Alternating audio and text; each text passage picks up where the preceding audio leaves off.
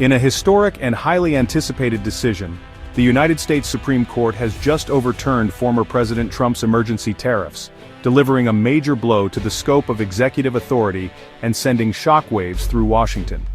This landmark ruling not only strikes down a policy that collected over $200 billion in tariffs, but also fundamentally reshapes the balance of power between the President and Congress, reinforcing the system of checks and balances at the heart of American democracy.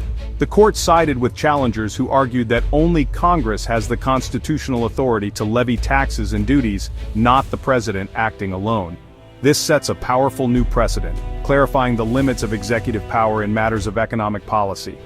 The decision could trigger one of the largest financial refunds in U.S. history, with billions potentially being returned to businesses and consumers who paid the tariffs. It will also force a sweeping re-evaluation of ongoing and future trade negotiations as both domestic and international partners adjust to the new legal landscape. The tariffs, which were imposed under the justification of a national emergency, are now widely seen as an overreach, signaling the court's deep skepticism of broad executive actions taken without congressional approval. The Supreme Court's message is clear. On issues of vast economic significance, the President cannot act alone without clear and explicit congressional authorization, reaffirming the separation of powers. The fallout from this decision is just beginning, promising to reshape not only American trade policy, but also the very nature of governance in the United States for years to come.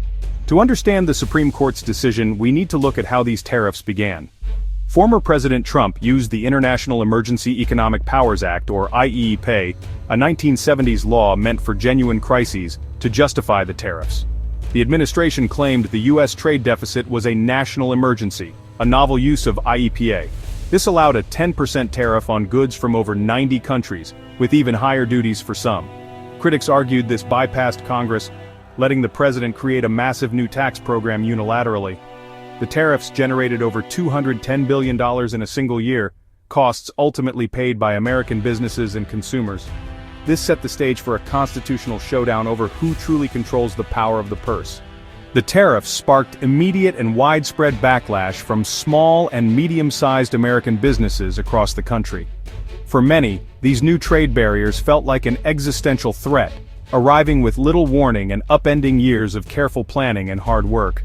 These companies, suddenly facing steep new costs on imported goods and materials, argued the tariffs threatened their very survival.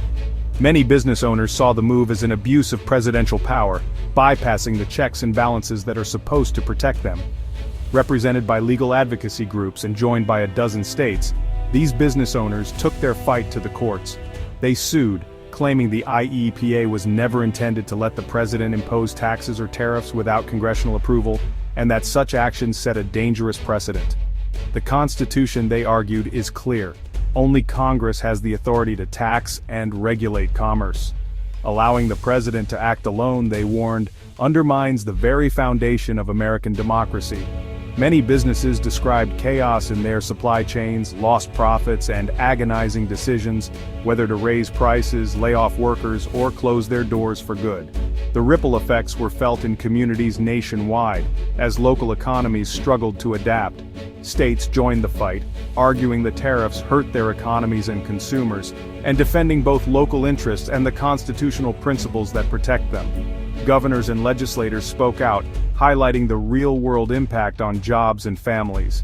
This broad coalition of business owners, legal experts, and state officials transformed the legal battle into a fight for economic survival and the separation of powers.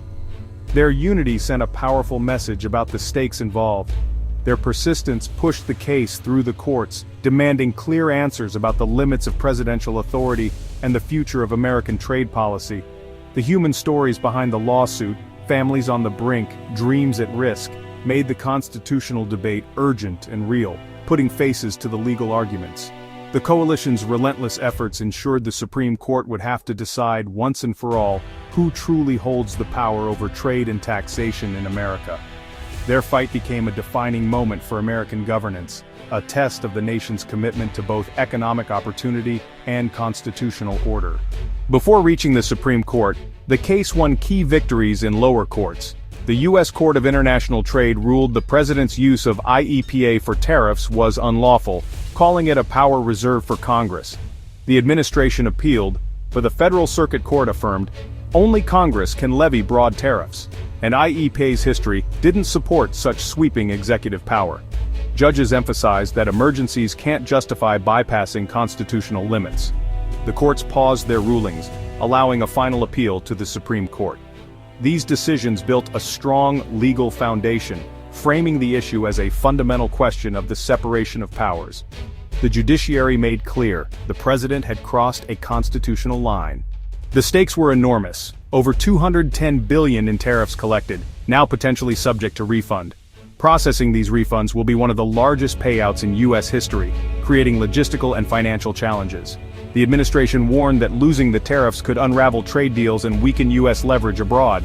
They argued that sudden removal could disrupt supply chains and expose domestic industries to new competition. But the alternative was unchecked executive power, letting presidents impose massive taxes under the guise of emergency. The Supreme Court weighed these risks and chose to prioritize constitutional limits over warnings of disruption. The ruling signals that the threat of executive overreach outweighs fears of economic chaos. The decision reasserts Congress's central role in trade and taxation. At the heart of the case were two visions of presidential power. The Trump administration argued IEPA gave the president broad authority to respond to threats, including trade deficits, and that tariffs were a vital foreign policy tool. They warned that limiting this power would weaken America's global position. The challengers countered that only Congress can impose taxes, and the IEPA was never meant to let the president rewrite tariff law alone. They invoked the major questions doctrine on issues of vast economic impact. Only clear congressional authorization suffices. The challengers argued the administration was seeking hidden powers in vague statutes, undermining constitutional checks. Their message, the separation of powers must be respected, even if inconvenient. The Supreme Court agreed, siding with constitutional fidelity over executive necessity. The Supreme Court's decision marks a significant turning point for American trade policy and presidential authority, reshaping the landscape of executive power.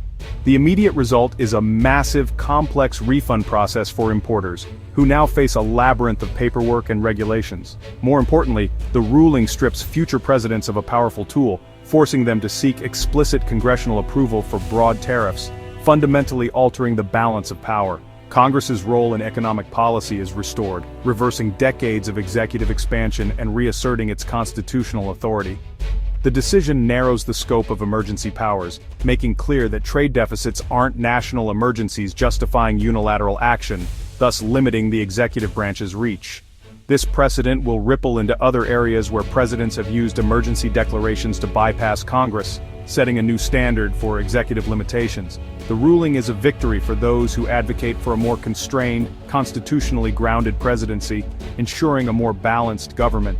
The threat of sudden sweeping tariffs by executive order is now greatly diminished, providing stability for businesses and international trade. U.S. trade negotiations will rely more on diplomacy and less on economic coercion, fostering better international relations. The Supreme Court has drawn a clear line reaffirming the enduring importance of the separation of powers and the checks and balances that define American democracy.